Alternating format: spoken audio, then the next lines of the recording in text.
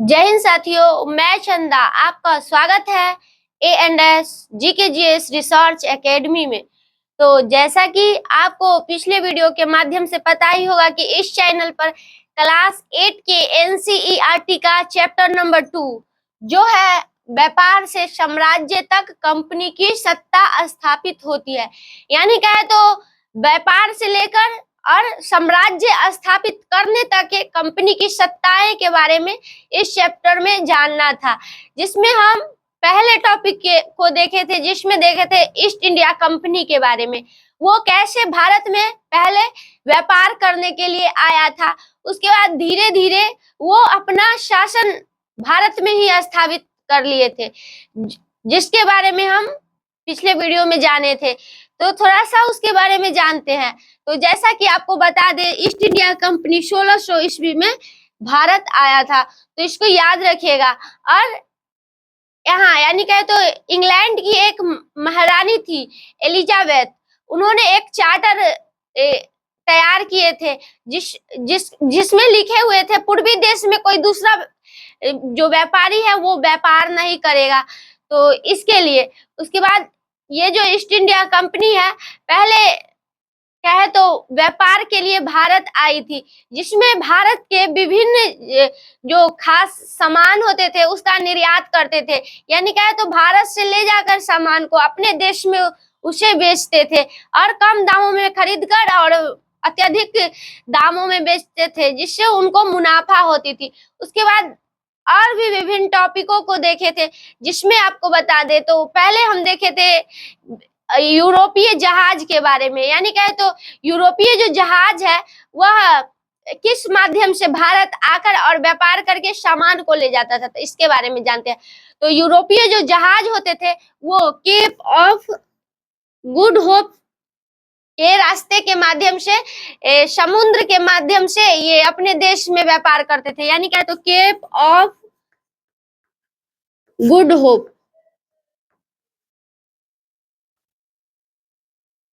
ये जो रास्ता है इसके माध्यम से समुद्र के माध्यम से अपने देश में व्यापार करने वाले सामान को ले जाते थे। उसके बाद हम भारत आने वाले पहले व्यक्ति को देखे थे, जिसमें आपको बताए थे जो वास्को डी गामा जो थे वो 1498 ईस्वी में पश्चिमी देश में भारत में आए थे। तो इसको याद रखेगा। अगर आपसे पूछा जाए भारत के खोज करता तो वो वास्को डी गामा थे, जिन्होंने 17 मई 1498 को भारत की खोज किए थे। तो इसको याद रखेगा। और इन्होंने भी भारत किस लिए आए थे, तो व्यापार के लिए, यानी कहे तो जो ब्रिटिश जो लोग थे वो उनका मुख्य कारण था व्यापार ही। उसके बाद हम विभिन्न कंपनियां जो बारी बारी से भारत आते थे इसके बारे में देखे थे, जिसमें आपको बताए थे यूरोप ये जो पुर्तगाली के बारे में, यानी कहे तो पुर्तगाली जो था वो 1498 में भारत आया। उसके बाद हम अंग्रेज की बात करेंगे, या कहे तो इसे हम ब्रिटिश भी कहते हैं। तो वो 1600 ईस्वी में आया, 1600 ईस्वी में आया। उसके बाद और भी विभिन्न कंपनियां आई, जैसे कि डच 1602 ईस्वी में भारत आया। उसके बाद हम बात करेंगे फ्रांसीसी की, यानी कहे तो फ्रांसीसी, तो ये 1664 ईस्वी में भारत आया। तो इन सभी जो यूरोप के जो ये सब जो देश है इनका मुख्य कारण था भारत आने का व्यापार। और इन सभी में आपस में मतभेद भी होते थे, क्योंकि इन सभी जो है व्यापारी इनका काम ही था भारत से व्यापार करके अपने देश सामान को ले जाना, और जिससे इनको अत्यधिक मुनाफा हो। तो इन सभी में आपस में मतभेद भी हो जाता था, जिससे समुद्र में कभी कभी एक दूसरे का नाव को डुबो देते थे। तो इसके बारे में जाने थे। तो आज हम इससे आगे जानेंगे, जिसमें हम जानेंगे प्लासी के युद्ध के बारे में। तो चलिए अब हम आपको बताते हैं प्लासी के युद्ध में हम किन के बीच हुए थे इसके बारे में जानेंगे। प्लासी का युद्ध कब हुआ था इसके बारे में जानेंगे। कहाँ हुआ था इसके बारे में जानेंगे। उसके बाद इसका कारण यानी प्लासी जो युद्ध हुआ था इसका मुख्य कारण क्या था, तो इसके बारे में जानेंगे। और उस समय यानी बता दे आपको, प्लासी जो है वो बंगाल में पड़ता है, तो उस समय बंगाल के नवाब कौन थे इसके बारे में जानेंगे। और नवाब की सेना यानी क्या, तो नवाब की सेना क्या किए थे इसके बारे में जानेंगे। उसके बाद कंपनी का फैलाव के बारे में जानेंगे। यानी क्या है, तो ये अभी भी ईस्ट इंडिया कंपनी की ही बात हो रही है, तो उस समय कंपनी का फैलाव कहाँ कहाँ तक हो गया था इसके बारे में हम आज जानेंगे। उसके बाद कंपनी की नीतियां यानी क्या है, तो ईस्ट इंडिया कंपनी की नीतियां क्या थी इसके बारे में जानेंगे। जो उनका युद्ध करने का उद्देश्य क्या था। और उसके बाद हम अगला टॉपिक जो है वो जानेंगे टीपू सुल्तान, जो शेर ए मैसूर के नाम से भी जाने जाते हैं, इनके बारे में जानेंगे। उसके बाद मैसूर के साथ अंग्रेजी युद्ध भी हुआ था, तो इसके बारे में जानेंगे जो बहुत ही महत्वपूर्ण है। तो चलिए हम पहले स्टार्ट करते हैं पहले टॉपिक की ओर से, जो है पलासी का युद्ध। तो पलासी जो है वो वर्तमान में बात करें तो बंगाल में स्थित है, तो इसको याद रखिएगा। तो चलिए हम पहले युद्ध के बारे में बात करते हैं। तो पलासी का युद्ध,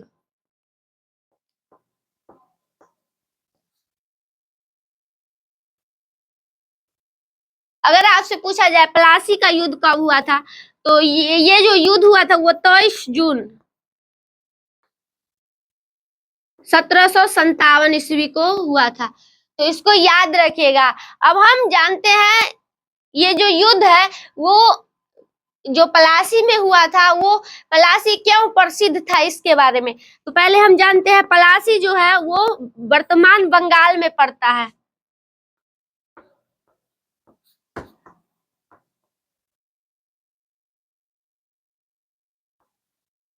यानी युद्ध का स्थान आपको बता रहे हैं।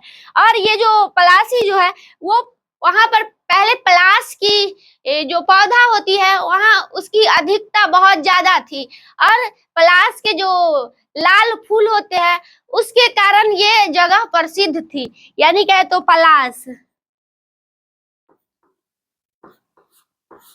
ये जो पलाश जो आपको दिख रहा है ये एक पौधा का नाम है, और इसमें लाल लाल अच्छे फूल खिलते थे, और इसलिए ये स्थान प्रसिद्ध था। और हाँ, ये जो पलाश का पौधा होता है वो उसमें एक और खास किस्म की लक्षणें होती है, इसके बारे में जानते हैं। ये आप लोग जो होली में देखते हैं जो गुलाल, वो प्राकृतिक रूप से पलाश के पौधे ये फूल से बनाए जाते हैं, तो इसको याद रखेगा। यानी क्या है, तो पलाश के फूल से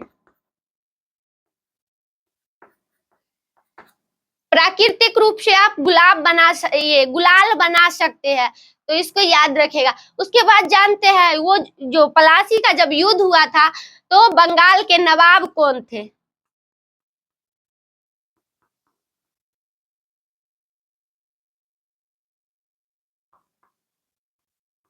नवाब थे सिराजुद्दौला।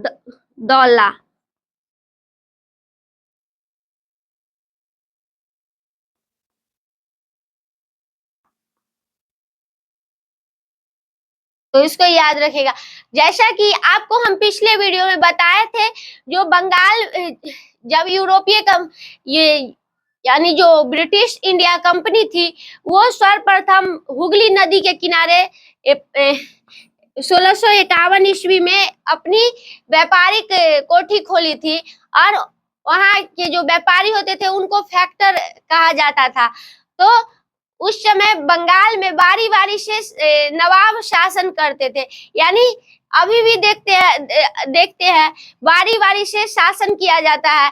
जैसे कि आपको हम बताए थे मुगल साम्राज्य में, जिसमें जो शासक होते थे वो बारी बारी से दिल्ली पर शासन करते थे, जिसमें शक्तिशाली शासक बताए थे जो वो औरंगजेब था, जिनकी मृत्यु 1707 ईस्वी में हुई थी। तो उस समय 1651 जो समय था जब ये हुगली नदी के तट पर जब व्यापारिक कोठी अंग्रेजों के द्वारा खोला गया था, तो वहां पर बंगाल के नवाब की बात करेंगे तो बारी बारी से चेंज हुए थे, जिसमें हम बात करेंगे अली वर्दी खान। जो उस समय बंगाल की नवाब थे, उसके बाद सिराजुद्दौला आया। तो इस समय ही प्लासी का युद्ध हुआ था।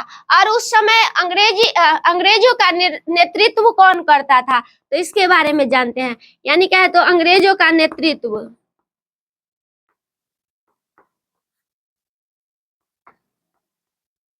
तो उस समय रॉबर्ट क्लाइव के द्वारा अंग्रेजों का नेतृत्व किया जाता था। यानी क्या है, तो रॉबर्ट क्लाइव।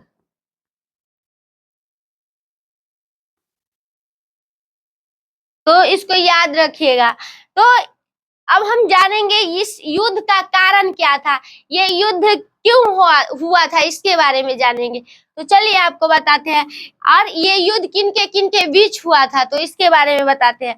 तो जैसा कि आपको दिख ही रहा होगा, ये युद्ध किनके बीच हुआ होगा, तो सिराजुद्दौला और ब्रिटिश इंडिया के जो कंपनी का जो आगमन हुआ था बारी बारी से, जिसमें जो अंग्रेज थे वो सबसे शक्तिशाली थे और वो बुद्धिमान भी थे, उनके द्वारा ये युद्ध हुआ था। यानी क्या, तो सिराजुद्दौला और अंग्रेजों के द्वारा ये दोनों के बीच में युद्ध हुआ था। यानी क्या, तो अंग्रेजों के बीच में,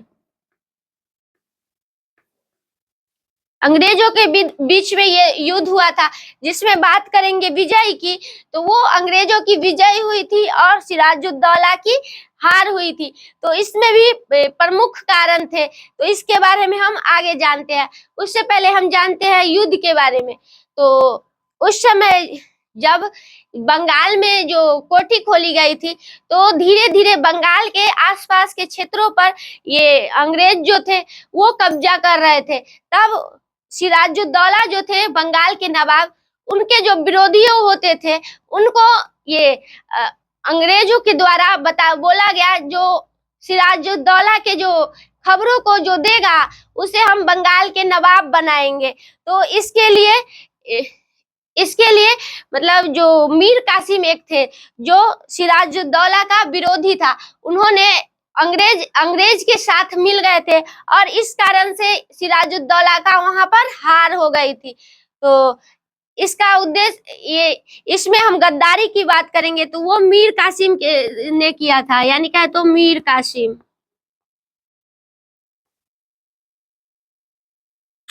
इस कारण से ये जो सिराजुद्दौला है वो हार गया था। तो अंग्रेज जो था वो राजनीतिक रूप से, सामाजिक रूप से और तो हाँ कूटनीतिक रूप से भी ये भारत के विभिन्न क्षेत्रों पर राज्य यानी क्या, तो राज्य स्थापित करना चाहता था और वहां के लोगों को अपने अधीन करना चाहता था। यानी क्या है, तो ये कठपुतलियां बनाना चाहता था। यानी क्या है, तो अंग्रेजी कठपुतलियां बनाना चाहता था। जैसे कि कह दे, वो चाहता था बंगाल के जो लोग होते थे उनको अपने इशारों पर नचाए, और ऐसा ही उनका मुख्य उद्देश्य था। तो इसलिए उन्होंने मीर कासिम को अपने अधीन कर लिया था और सिराजुद्दौला का खबर ले लेता था, और जिससे ये जो प्लासी की युद्ध हुई थी उसमें ये सिराजुद्दौला की हार हो गई थी। तो इसको याद रखिएगा। तो इसका कारण जान लिए, उसके बाद किनके बीच हुआ था ये जान लिए। उसके बाद आप जानते हैं नवाब की सेना।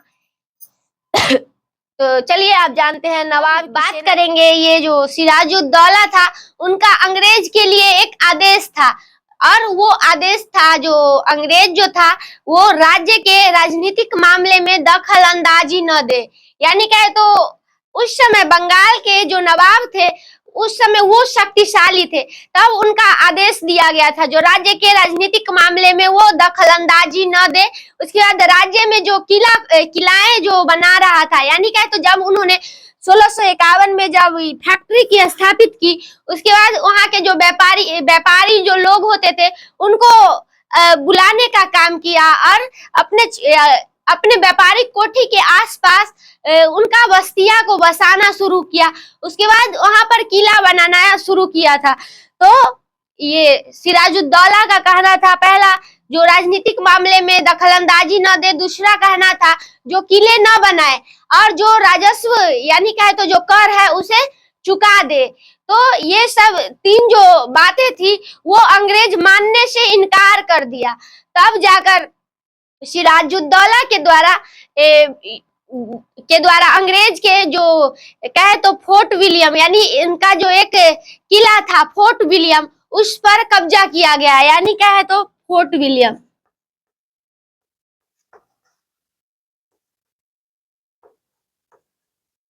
इस पर सिराजुद्दौला के द्वारा 30,000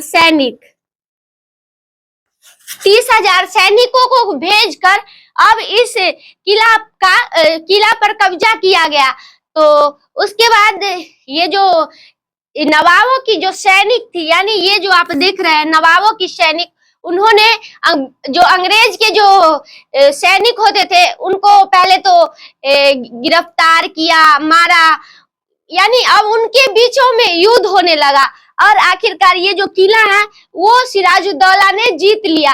तो इसको भी याद रखेगा। उसके बाद इन सभी के बीच में फिर युद्ध भी हुआ था जिसके बारे में हम आगे जानेंगे, यानी क्या तो 3 युद्ध हुए थे, इसके बारे में हम जानेंगे, इसके समय काल के बारे में जानेंगे। तो उसके बाद हम आगे जानते हैं कंपनी का फैलाव के बारे में, यानी क्या तो ईस्ट इंडिया जो कंपनी है वो अब फैलाव शुरू कर दिए है। ये जब सिराजुद्दौला की जब हार हो गई थी उसके बाद भारत के और बंगाल के आसपास के क्षेत्रों पर उन्होंने कब्जा करना चालू कर दिया। और कब्जा ही नहीं, वो सामाजिक रूप से कब्जा कर लिया, राजनीतिक रूप से, सांस्कृतिक रूप से, कूटनीतिक, यानी क्या तो सबसे ज्यादा वो कूटनीतिक यानी एक दूसरे में लड़ाई करके उन्होंने भारत के विभिन्न क्षेत्रों पर वो कब्जा कर लिया था। तो इसको याद रखिएगा। तो और इसका जो नीति था, यानी अंग्रेज का मुख्य नीति क्या था, तो उसका नीति था जो हमारे यानी हमारे कठपुतलियां बने, यानी हमारे आदेश पर ये जो भारतीय लोग हैं वो मतलब रहे, यानी कहे तो वो जो अंग्रेज है वो चाहता था जब हम कहे जो काम करने के लिए वो काम करे।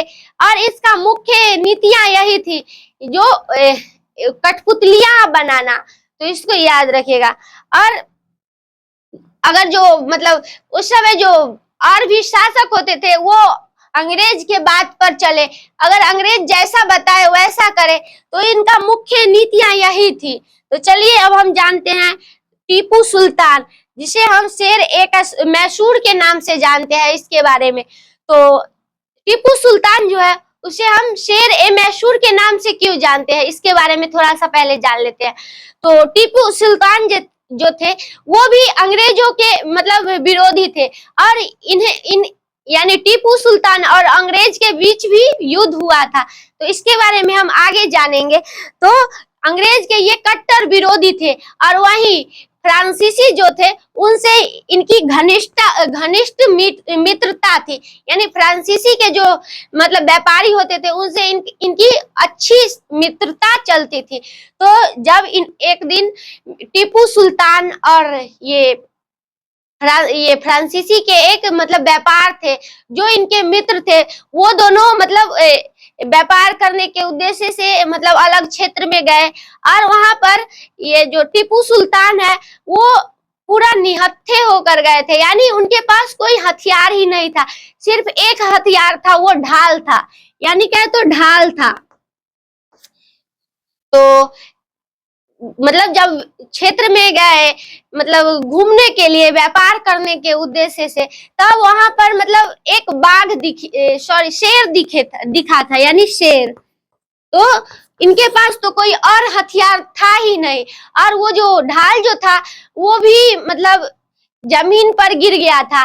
तब ये शेर और टीपू सुल्तान अब एक दूसरे में मुकाबला करने लगे और टीपू सुल्तान जो है वो आखिरकार ये ढाल उठा ही लिए थे जमीन पर से और शेर को मतलब मार दिया था, यानी इन दोनों के बीच में युद्ध हुआ था और शेर जो है उसका मारा हो गया था।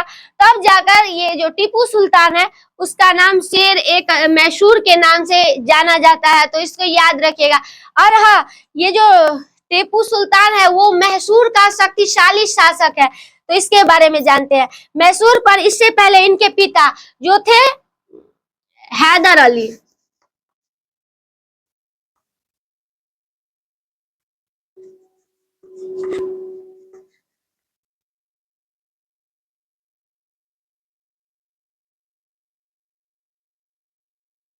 यानी क्या है, तो ये इनके पिता थे, मैं ये टीपू सुल्तान के पिता पहले मैसूर पर शासन करते थे और इनका शासन काल था 1861 से 1882 ईस्वी। तो इसको याद रखिएगा। उसके बाद ये अपने पिता के बाद ये मैसूर पर शासन किए थे। यानी क्या है, तो टीपू सुल्तान मैसूर पर शासन किए थे, यानी टीपू सुल्तान। और इनका हम शासन काल की बात करेंगे तो सॉरी, ये 1761 नहीं, 1761 1761 से 1782 था हैदर अली का शासनकाल, और टीपू सुल्तान का था 1782 से 1799। तो इसको याद रखेगा। और ये जो दोनों थे वो मैसूर के शक्तिशाली शासक थे, और ये इनके यानी टीपू सुल्तान और अंग्रेज के बीच भी युद्ध हुआ था। तो इसके बारे में हम चलिए जानते हैं। वो 3 युद्ध हुए थे। तो और जो आखिरी युद्ध हुआ था उसमें टीपू सुल्तान की मृत्यु हो जाती है। तो इसके बारे में हम अभी जानते हैं। तो उससे पहले हम जानते हैं, ये जो मैसूर का क्षेत्र था एक मालाबार तट, यानी मालाबार तट, मालाबार तट। और ये जो मालाबार तट है वो उस समय मैसूर में ही पड़ता था। और यहाँ से जो अंग्रेज होते थे वो काली मिर्च,